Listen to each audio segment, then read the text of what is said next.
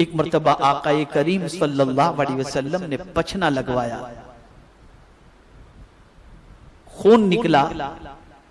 سرکار صلی اللہ تعالی علیہ وسلم نے اپنے ایک صحابی کو پیش کیا اور فرمایا لے جاؤ، اسے ایسی جگہ پر دفن کر دینا جہاں پر کسی کی نظر بھی نہ پڑے اور کسی کا پیر بھی نہ پڑے. وہ صحابی وہ خون لے کر کے گئے اور راستے میں انہوں نے وہ خون پی لیا. اب قرآن کہہ رہا ہے حرمت علیکم المیتۃ والدم، تم پر اللہ نے مردار اور خون کو حرام فرمایا ہے. اب اس کی مثال میں آپ کو بتاؤں، بہت سارے لوگ کبھی انگلی میں کوئی چیز چبھ جاتی ہے اور خون نکلتا ہے تو ایسے چوس لیتے، یہ حرام ہے، یہ حرام ہے. قرآن نے واضح لفظوں میں اسے حرام فرمایا. اب اس صحابی نے آقا کریم صلی اللہ علیہ وسلم کا خون مبارک پی لیا. سرکار صلی اللہ علیہ وسلم کی بارگاہ میں حاضر ہوئے تو میرے آقا صلی اللہ علیہ وسلم نے ارشاد فرمایا کیا کیا اس خون کا؟ تو عرض کرتے ہیں حضور میں اسے پی گیا. اب حضور یہ نہیں فرماتے کہ خون پینا تو حرام ہے، نہیں، میرے مصطفیٰ فرماتے ہیں اب زندگی بھر تمہارے پیٹ میں کبھی درد نہیں ہے. یہ ایمان ہے، یہ ایمان، یہ ایمان ہے. اب میں ان لوگوں سے سوال کرنا چاہتا ہوں جو معاذ اللہ حضور کو اپنے جیسا بشر کہتے ہیں، ذرا ان سے پوچھو کہ قرآن تو کہتا ہے کہ خون حرام ہے اور صحابی حضور کا خون پی گئے تو سرکار صلی اللہ علیہ وسلم نے پیٹ کے درد کی تکلیف سے نجات کی دعا فرما دی اور چھٹکارا عطا فرما دیا. پتا چلا تمہارا خون اور ہے، ہمارا خون اور ہے، اور مصطفیٰ کا خون کچھ اور ہے. یہ ایمان تھا، یہ ایمان.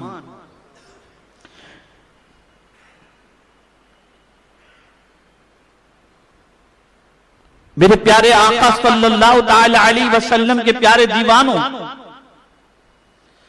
رسول گرامی وقار صلی اللہ تعالی علیہ وسلم نے اسی لیے ارشاد فرمایا تم میں کا کوئی شخص اس وقت تک کامل مومن نہیں ہو سکتا جب تک کہ سب سے زیادہ، سارے انسانوں سے زیادہ مجھ سے محبت نہ کرے.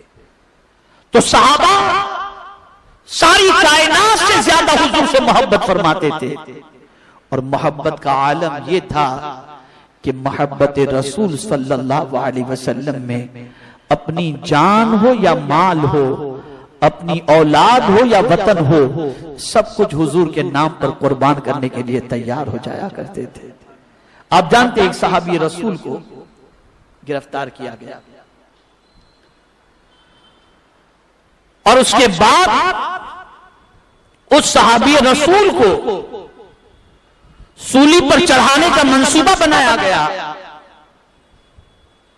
تو اس سے پہلے ان سے سوال پوچھا گیا کہ اس وقت تم ہمارے شکنجے میں ہو، ہمارے پنجے میں ہو، اور یقیناً تمہیں قید کی صعوبتیں پریشان کر رہی ہوں گی، اور شاید تمہارے دل میں یہ خیال آتا ہوگا کہ کہاں میں نے حضور کی غلامی اپنا لی جس کی وجہ سے میں اس مصیبت میں آ گیا، اور تم چاہتے ہوگے کہ تمہاری جگہ پر جس سے تم محبت کرتے ہو وہ حضور ہو جائیں تو کتنا ہی ٹھیک ہوتا. اب وہ صحابی کا جواب سنیے، یہ ہے عشق رسول. وہ صحابی فرماتے ہیں نادان، تو یہ کہہ رہا ہے کہ میری جگہ میرے آقا ہوتے؟ خدا کی قسم میں تو کبھی یہ بھی نہیں چاہتا کہ میرے حضور کے قدموں میں کوئی کانٹا بھی چھپ جائے. یہ ہے محبت. قرآن ایسی محبت کا مطالبہ کر رہا ہے، ایسی محبت کا مطالبہ کر رہا ہے کہ سرکار صلی اللہ تعالی علیہ وسلم سے ایسی محبت کرو. اور یہی محبت تھی جس کی وجہ سے صحابہ کرام علیہم الرضوان بے خوف و خطر پوری دنیا میں چلے جاتے تھے اور کامیابیاں بڑھ کر کے ان کے قدموں کا بوسہ لے لیا کرتی تھی. آج تو لپ سروس ہے، نیاز کھانے کے لیے محبت۔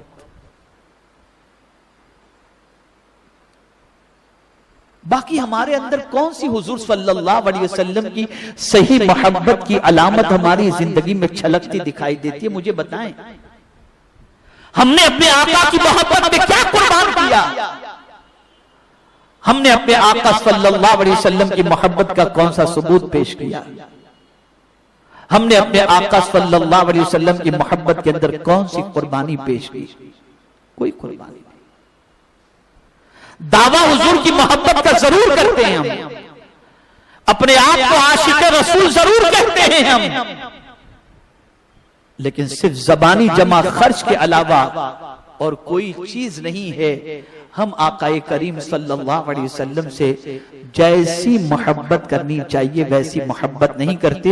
جو اصحاب رسول نے حضور سے محبت فرمائی تھی، وہ محبت قرآن مطالبہ کرتا ہے اور کہتا ہے کما آمن الناس، ایسا ایمان لاؤ جیسا لوگ ایمان لائے، یعنی اصحاب رسول کا جو ایمان تھا ویسا ایمان لے کر کے آؤ۔ قرآن اس ایمان کا مطالبہ کرتا ہے۔